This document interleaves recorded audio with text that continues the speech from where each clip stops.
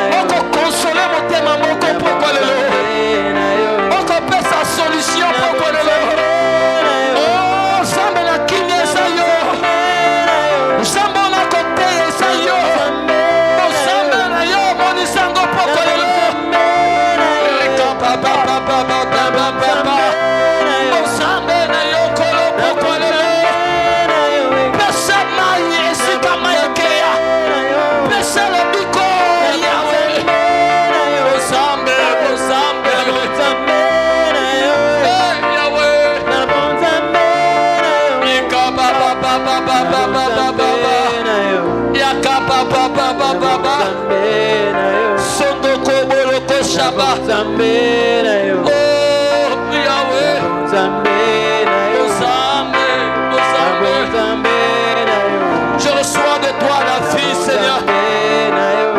Oh Jésus. Oh Emmanuel.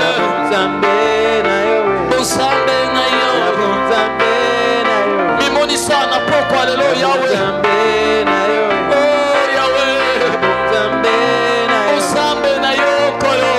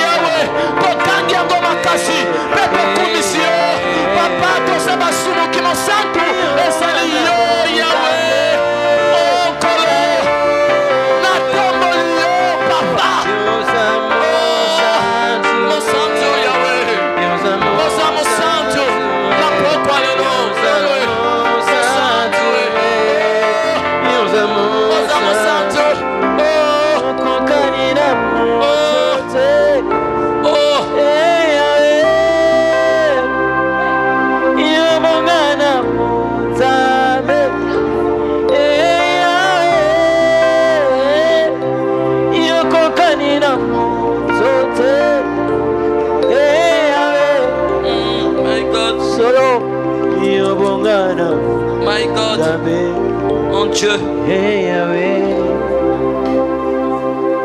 Alléluia. Devant le Saint. Donne tes acclamations au Saint d'Israël. Donne tes acclamations au Saint d'Israël. Donne tes acclamations au Saint d'Israël. Donne-lui tes acclamations. Donne-lui tes acclamations. Merci Seigneur. Merci Seigneur. Merci Jésus. Merci Seigneur. Alléluia. Oui, bien-aimé, tu peux t'installer dans la présence du Seigneur. L'Éternel est merveilleux. Jésus que nous servons est merveilleux. Et encore ce soir, il prend plaisir à nous faire du bien. Je me sens bien dans la présence de Jésus.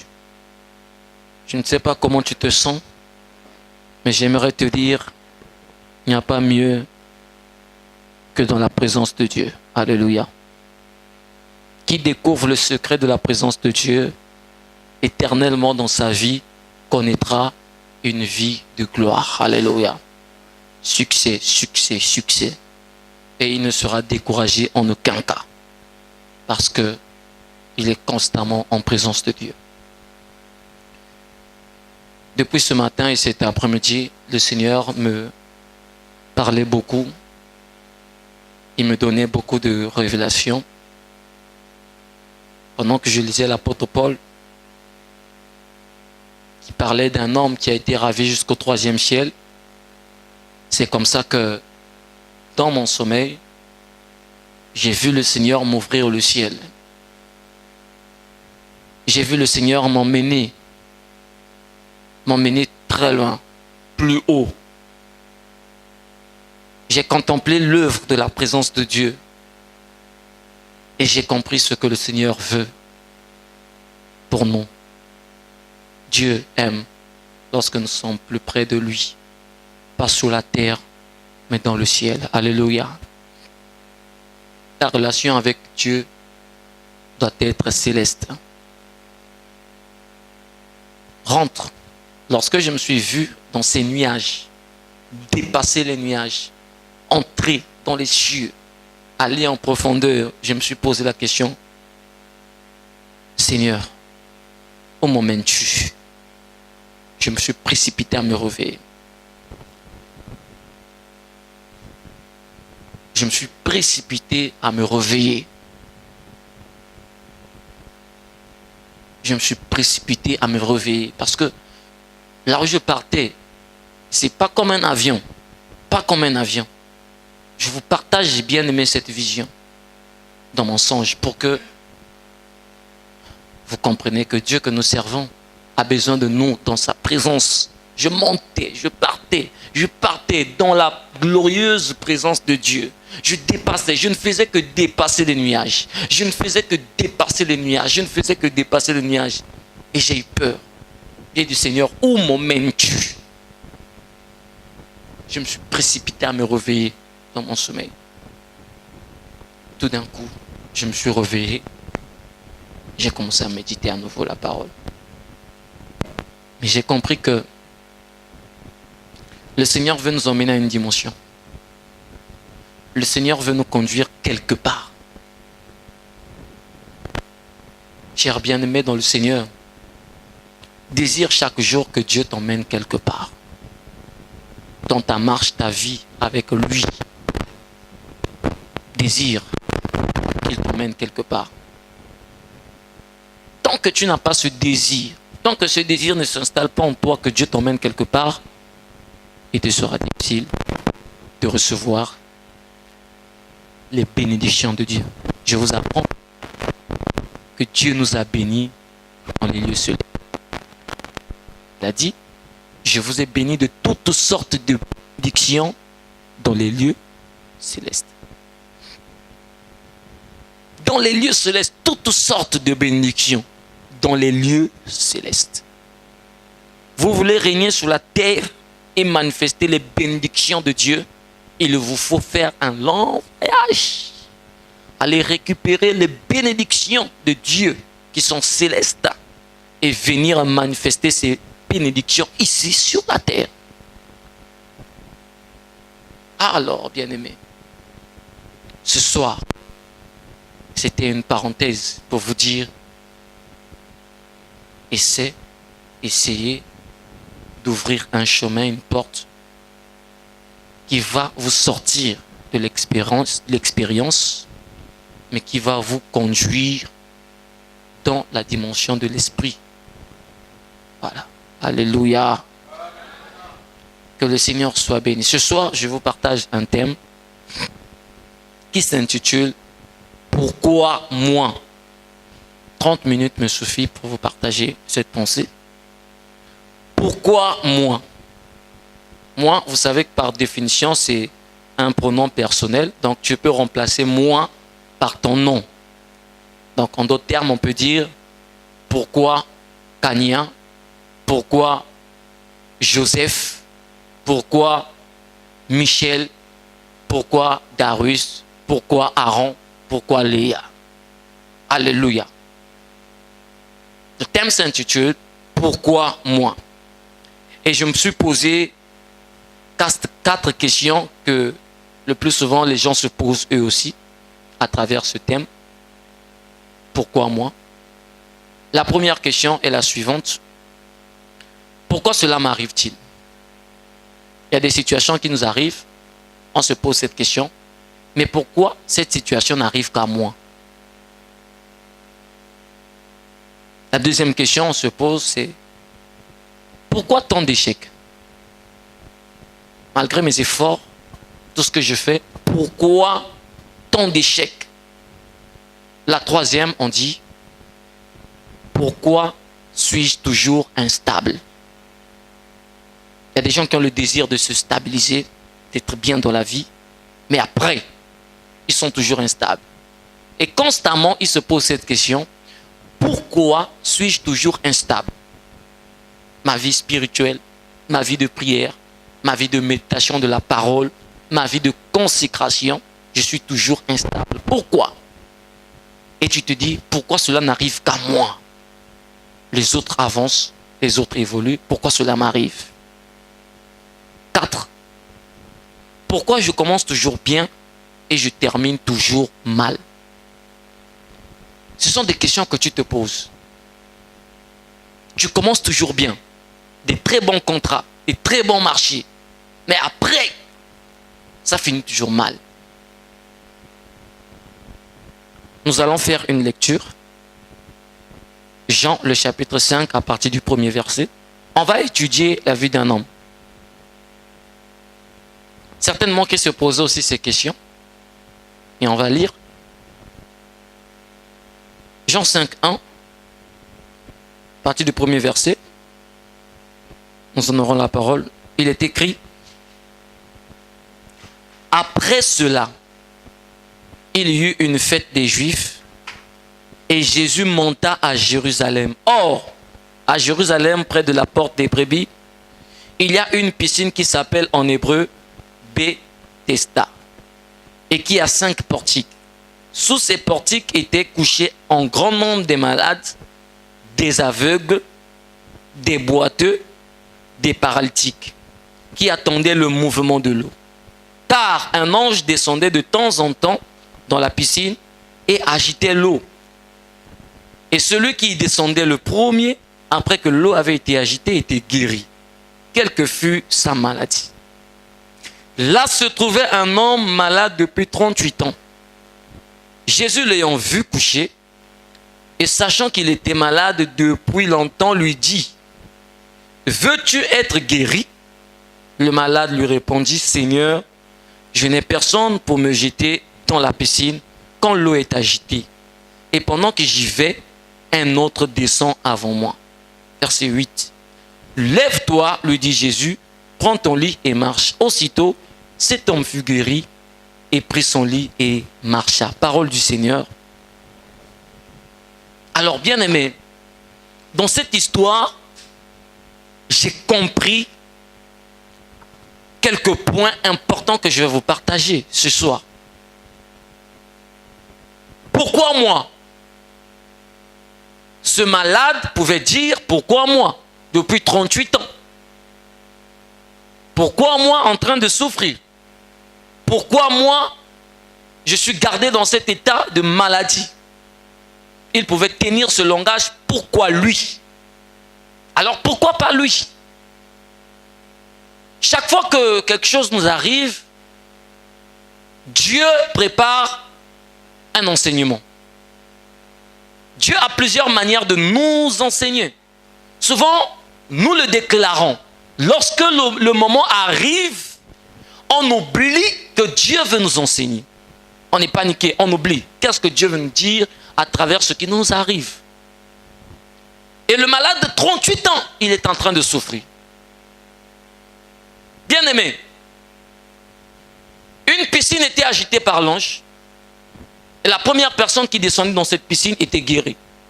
Mais lui, il était toujours là. Et le Seigneur m'a ouvert les yeux à comprendre qu'on a eu à citer plusieurs maladies. Mais jusqu'ici, je n'ai pas vu quelle était la maladie de cet homme. Écoutez bien ce que dit la Bible. Sous ces portiques étaient couchés un grand nombre de malades, donc le verset 3, des aveugles, des boiteux, des paralytiques qui attendaient le mouvement de l'eau. Je sais une chose, il y avait là les aveugles, il y avait là les boiteux, il y avait là les paralytiques. Mais je ne sais pas quelle était la maladie de cet homme. Écoute, bien-aimé, pourquoi toi, 38 ans en train de souffrir, en train de connaître l'échec, tu n'évolues pas, tu es instable? Pourquoi toi? Parce que Dieu veut que tu identifies ta maladie. Hey, alléluia. Chacun de nous est appelé à identifier sa maladie. Oh, bien-aimé, ce malade, certainement, personne ne pouvait identifier sa maladie. Il était malade. Aveugle peut-être. Paralytique peut-être. Mais qu'est-ce qu'il était réellement? On ne pouvait pas maîtriser sa maladie. Oh, il est important, bien-aimé, d'identifier son mal. Et chacun de nous a un mal. Quel que soit, bien-aimé, ce que tu es dans le Seigneur, certainement tu as un mal quelque part. Ce mal peut te conduire à être loin de la face de Dieu. Ce mal peut t'éloigner de l'Éternel. D'où, bien-aimé, il est important pour chacun de nous d'identifier son mal. Écoutez ce que Ecclésiaste dit, 7 verset 14. Au jour du bonheur, sois heureux. Et au jour du malheur, réfléchis. Pour identifier son mal, bien-aimé, c'est-à-dire au jour du malheur, au jour où il y a l'échec, pendant tes 38 ans de maladie, tu souffres, le Seigneur te demande de faire une chose, c'est de réfléchir. Pour identifier ta maladie, ton mal, il faut réfléchir. Pourquoi je connais l'échec aujourd'hui? Pourquoi je n'évolue pas aujourd'hui? Pourquoi ma vie spirituelle ne s'épanouit pas aujourd'hui? Le Seigneur me demande de faire une chose, de réfléchir pour aller identifier mon mal. Parce que, bien aimé, nous sommes nés un jour et nous sommes devenus ce que nous sommes aujourd'hui. Mais pendant tout notre parcours, nous avons eu à s'aimer des choses. Et tout ce que nous avons semé est appelé à crier. Si c'est des bonnes choses, ces choses vont crier. Mais si ce sont des mauvaises choses, les mauvaises choses vont crier et vont constituer une muraille qui va t'empêcher d'accéder à l'autre bord. Alors, identifie ton mal en réfléchissant profondément. Regarde en arrière.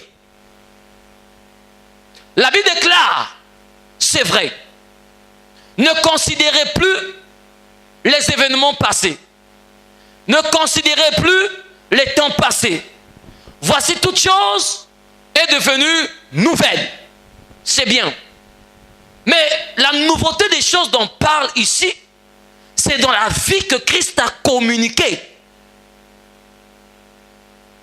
Les choses anciennes qui sont passées là, c'est l'image du péché adamique qui existait en toi, que Jésus vient arracher, qu'il vient prendre.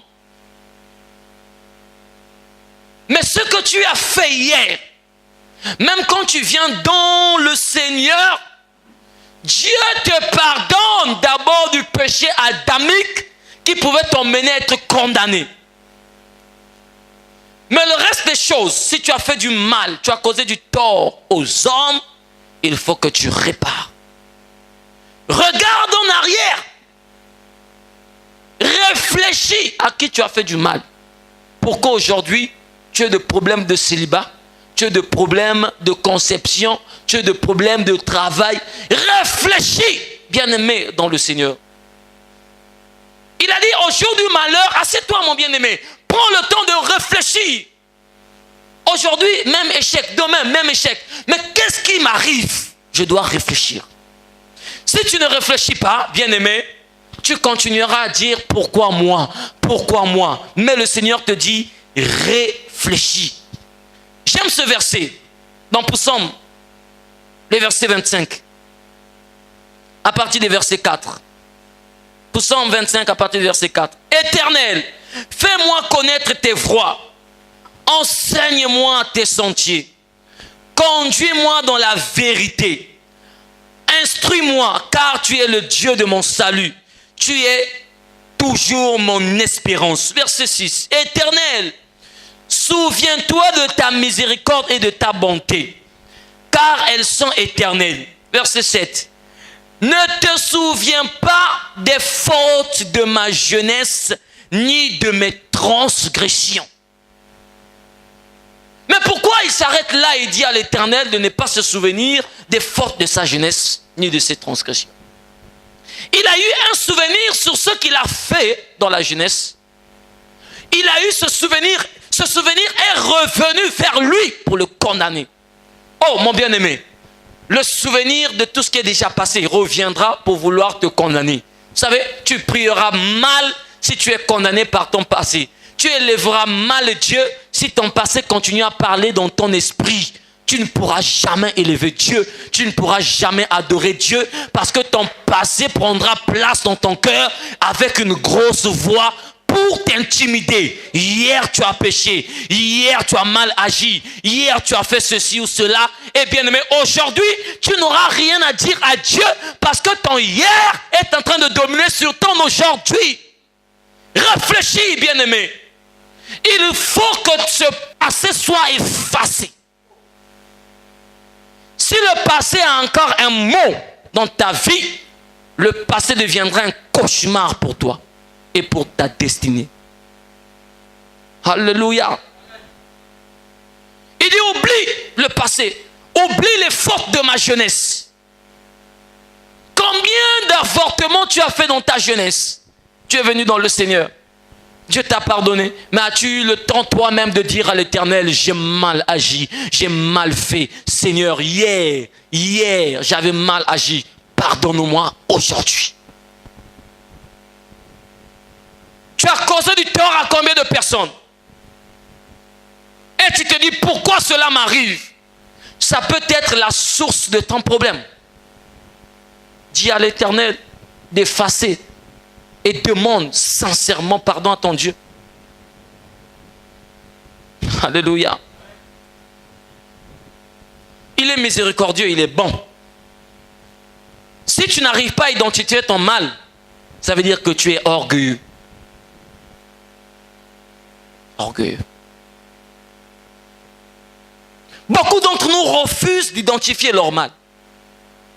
Je prêche déjà. Pourquoi je vais identifier encore un mal en moi? Ben non, que tu prêches, que tu ne prêches pas, que tu t'asseyes dans l'église, je ne sais moi ce que tu fais, bien-aimé, le Seigneur nous appelle tous à identifier notre mal. À chaque fois, bien-aimé, Dieu veut nous emmener dans une autre dimension. Mais s'il y a un mal qui est là, ce mal peut t'empêcher d'entrer dans une nouvelle dimension. C'est quoi ton mal?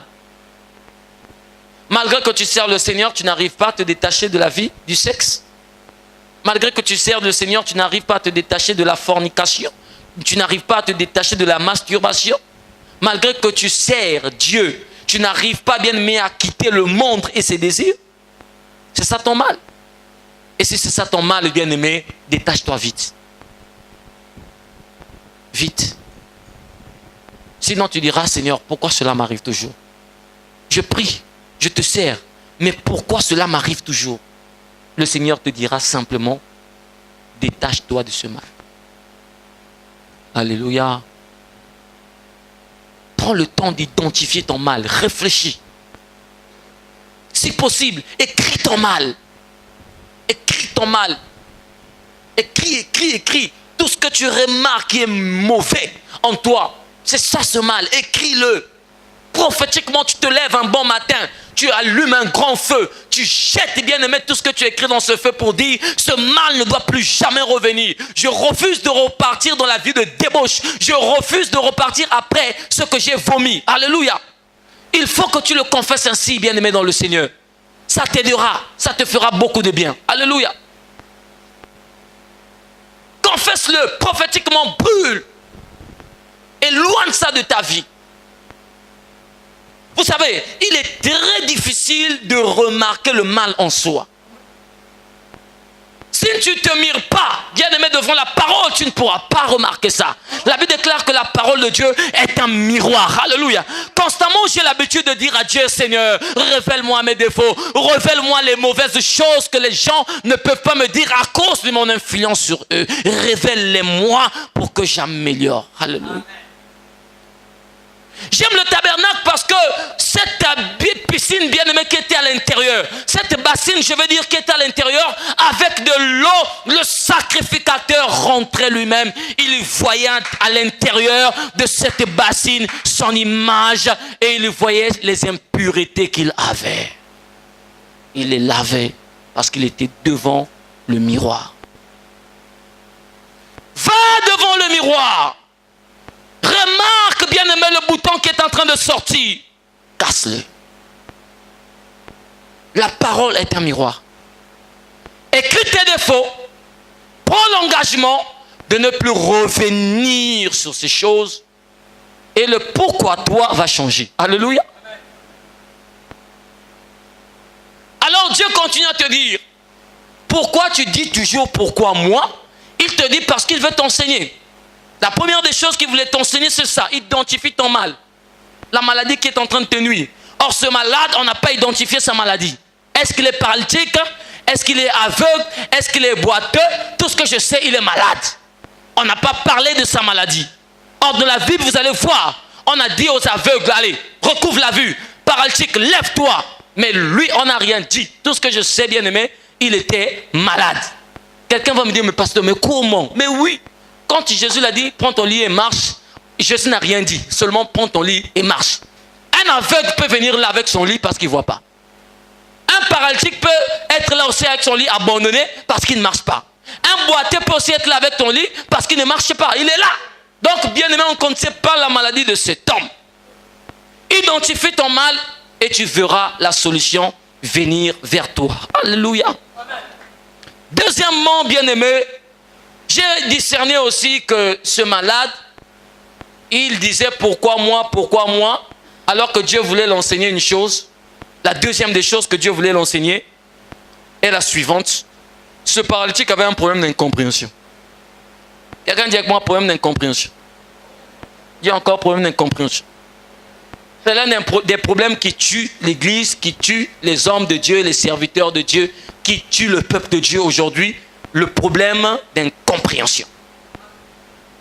Ce malade avait un problème d'incompréhension. Il ne comprenait pas les autres autour de lui. Parce que je ne peux pas comprendre 38 ans. Les gens rentrent dans l'eau, les gens sont guéris, ils sortent, ils te voient là. Peut-être qu'ils étaient en train de parler avec toi après, bien aimé, quelque temps, ils t'ont négligé, ils sortent. Ils ne veulent même pas te prendre et te jeter dans l'eau. Pourquoi? Ce paralytique avait un problème d'incompréhension. Donc, il a démontré ce problème devant Jésus lui-même. Parce que quand Jésus lui demande, que veux-tu que je fasse pour toi? Veux-tu être guéri? Bien aimé, il emmène une autre histoire très incompréhensible. Il dit à Dieu, non, moi je n'ai personne pour me jeter dans l'eau. Tel que tu me vois là, il y a 38 ans que je suis là. Non. Jésus lui a posé une question claire qui dit, veux-tu être guéri? La réponse c'est quoi? Oui ou non? Mais il emmène une certaine incompréhension. Même Jésus n'a pas pu comprendre. Jésus dit, mais cet homme a quel problème? Si c'était une dissertation, Jésus a écrit seulement un mot, une ligne. Lui, il a écrit déjà 10 lignes. Veux-tu être guéri? Seigneur, je n'ai personne pour me jeter dans l'eau. depuis longtemps je suis ici, machin. Mais Dieu dit, tu vas trop loin. Et cette incompréhension-là avait fait fuir beaucoup de gens autour de lui. Les gens qui venaient pour vouloir le prendre, allez, on va te prendre, on va te jeter dans l'eau. Ils disaient, non, laissez-moi, ne me tenez pas par ce pied, ne me tenez pas par la main ici là, laissez-moi, ne me tenez pas par l'habit. Il prenait, bien aimé, son temps à donner son incompréhension aux autres au point où les autres ne pouvaient plus venir le prendre. Donc quand quelqu'un est guéri, il sort là, il veut venir vers lui. Celui qui était guéri avant, il dit, ne va pas pour toi chez lui. Parce que celui que tu vois là, il va te donner une certaine incompréhension terrible. Voilà pourquoi 38 ans il est resté là. Pourquoi tu n'as pas de l'aide? Tu as un problème d'incompréhension. Et devant Dieu, si tu ne comprends pas, j'aime la Bible déclare que les voies de Dieu sont insondables. Alléluia. Voilà pourquoi quand Dieu veut faire quelque chose avec toi, là où il t'emmène, ne discute pas. Là où il veut te déplacer, ne discute pas. Là où il veut te placer, ne demande pas. Tout ce que Dieu veut, c'est qu'il dit, prends bien-aimé l'enfant Isaac, va sur la montagne. Ne discute pas avec l'Éternel, va seulement.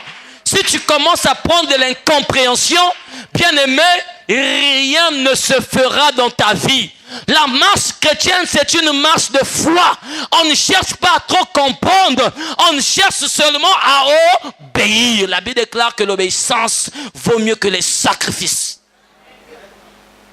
Abraham, sort de ton pays, de ta patrie. Abraham n'a pas réfléchi, Seigneur, j'ai un compte en banque. Seigneur, tel que tu me vois, j'ai déjà une maison bâtie. Seigneur, j'ai déjà préparé ma retraite ici. Le Seigneur l'a dit, va dans le pays que je te montrerai. Il n'avait jamais encore vu ce pays, mais il a cru, bien-aimé, qu'il y avait un pays qui existait. Il a cru qu'il y avait un Isaac qui existait. Le Seigneur l'a dit, je ferai de toi une grande nation. Il a cru en ces choses. Problème d'incompréhension vis-à-vis de Dieu, vis-à-vis de ton voisin, peut t'empêcher de saisir ta destinée. Oh, la vie chrétienne, c'est une vie d'humilité. Jésus a été conduit comme une brebis à la boucherie. Il s'est humilié lui-même comme un simple homme. On le conduisait. Aveuglement, on le conduisait. Il partait. Mais il savait une chose, il avait confiance en Dieu. Dieu l'emmenait à dire tout est accompli. Bien-aimé, tu attends l'accomplissement des choses de Dieu dans ta vie. Il y a un seul chemin, un seul chemin. Un seul chemin comprend ce que Dieu veut. Vous savez, souvent ce que Dieu veut est contraire à nos désirs. Nous désirons nous-mêmes. Notre chair, notre esprit parlera, notre esprit dira non, il faut que ça se passe comme ceci ou comme cela. Mais quand Dieu dit, c'est pas par ce chemin, pas par ce chemin. Le chemin qu'il faut, c'est comme Joseph qui rencontra l'ange. Il fallait qu'il passe par le chemin que l'ange l'avait montré pour qu'il arrive en Égypte. Malgré tout ce qu'il pouvait voir, bien-aimé, malgré toutes les souffrances, c'était le chemin que Dieu avait préparé pour lui. Bien-aimé, accepte certaines choses et le Seigneur t'emmènera jusqu'au bout. Si Jésus pouvait dire, je sais que les anges peuvent descendre et vous tuer, vous tous là qui êtes en train de me frapper. Mais Jésus s'est calmé parce qu'il savait que dans la vie, il y a des chemins qu'on ne peut pas passer outre. Il y a des passages qui sont obligés dans la marche avec Dieu. Obligés dans la marche avec Dieu. Il n'y a pas de raccourci avec Dieu. Il n'y a pas à ma manière avec Dieu. Tout est fait au modèle de Dieu. Dieu n'avait rien. Il pouvait vous faire passer par le chemin le plus court pour arriver à Canaan. Mais il dit non, il faut que vous puissiez être brisé par ce chemin. Il a dit, ce chemin, c'est mon chemin à moi. Mais si vous dites non par ce chemin, on ira par ce chemin, bien-aimé. Le chemin le plus court, c'était le chemin où il y avait plus d'ennemis. Le peuple n'était pas formé. S'ils prenaient le chemin le plus court, parce qu'ils n'étaient pas formés, parce qu'ils avaient encore les nostalgies de l'Égypte, il devait mourir quelque part et on ne devait plus parler des enfants d'Israël. Mais Dieu dit non, je ne vous laisserai pas passer par le chemin le plus court. Parce que là, l'ennemi est devant. Il va vous engloutir, il va vous tuer. Il vous faut une formation. Il va les faire passer. Ils vont voir les prodiges de Dieu. Ils vont être formés à travers la mer Rouge. Ils vont passer devant le serpent de rein, les serpents brûlants. Ils vont voir le serpent de rein. Ils vont rester là. Le Seigneur les a formés. Ils rentrent dans le désert. Le Seigneur les a formés. Mais rassurez-vous, après 3 jours seulement, bien-aimés, ils se sont retrouvés devant Mara. 3 jours seulement devant Mara. Ils ont régné encore Dieu. Ouais. La formation n'était pas encore complète. Bien-aimé, le miracle que tu peux voir aujourd'hui, ce que tu peux expérimenter avec Dieu aujourd'hui, ne fait pas de toi un debout accroché pour demain. Alléluia. Ils ont vu la mer s'ouvrir. Ils sont rentrés. Ils ont vu, bien-aimé, dans le désert, ils avaient besoin d'eau. L'eau était amère. Dieu a transformé l'eau de Mara. Quelques jours, 3 jours suffisaient, bien-aimé. Non, vous avez vu un miracle aujourd'hui. 3 jours seulement suffit pour que demain vous puissiez régner Dieu. Et demander un retour en Égypte. La formation n'était pas encore complète. Vous savez, bien-aimé, chaque jour, on continue à être formé. Nous, dans le ministère, chaque jour, on continue à être formé. Chaque jour, on continue à expérimenter la vie avec Dieu. Et s'il y a une prière que tu dois constamment faire, dire à Dieu, Seigneur, je veux t'expérimenter davantage. Je veux te connaître davantage. Je veux te servir mieux que hier. Mais si tu mets l'incompréhension dans cette histoire avec Dieu, alors le Seigneur te mettra à l'écart. Parce que tu ne l'as pas compris. Alléluia. C'est ça le deuxième problème. Mais j'ai beaucoup de choses à dire sur ce deuxième problème. Le temps nous pousse et nous presse. Troisième problème, bien-aimé. Ce paralytique pouvait dire pourquoi moi. Le troisième problème de ce paralytique, c'était un problème de relation. Ce paralytique n'avait plus de relation. Plus de bonnes relations. Vous savez, la relation, elle est très bonne. Dans la vie, il vous faut avoir des relations. Et la première relation dont nous avons besoin, c'est la relation avec Dieu. Relation avec Dieu, c'est une relation de cœur. Nous discutons avec lui, nous parlons avec lui. Dans cette relation, nous pouvons briser la communion au point où on ne discute plus avec lui. Il nous abandonne, il nous relâche. Problème de relation.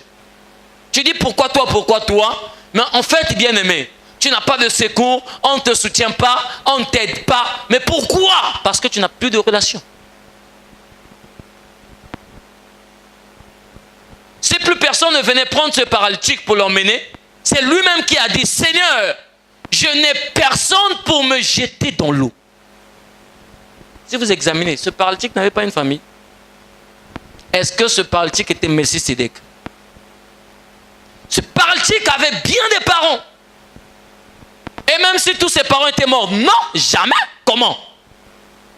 Il devait toujours avoir quelqu'un de sa famille. Ata, tata, kulun, tuto, tata, leki. Toujours quelqu'un de sa famille. Et même si on épargnait toute cette famille-là. Mais les gens du quartier ne pouvaient pas le connaître, lui, ce monsieur-là. Même dans son quartier bien-aimé. Ce monsieur. Mais pourquoi il dit personne ne peut me jeter dans l'eau? Je suis là 38 ans. Bien-aimé, ce n'est pas 3 jours. Hein. Ce n'est pas 38 jours aussi. Hein.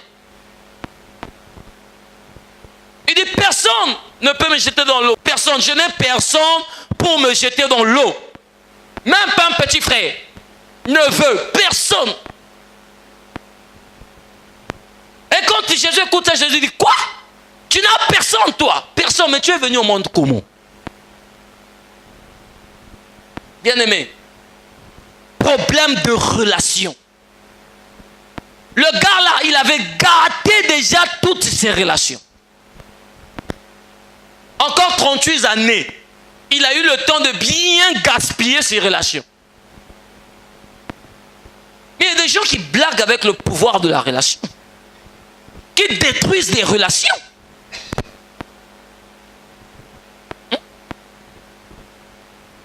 Je n'ai personne. J'ai des dossiers ici, mais je n'ai personne. Ça fait 3 jours, je ne mange pas, je n'ai personne. Tu es sûr que 3 jours, si tu vas dans la maison d'un frère ici, tu n'auras pas quelque chose à manger. Et il dit, Dieu, je n'ai personne. 3 jours, je n'ai personne. Tu es parti même quelque part là où on est en train de faire les toumbas, tu as demandé vraiment Boussungangaï. On t'a dit que non, tu n'as personne, repars.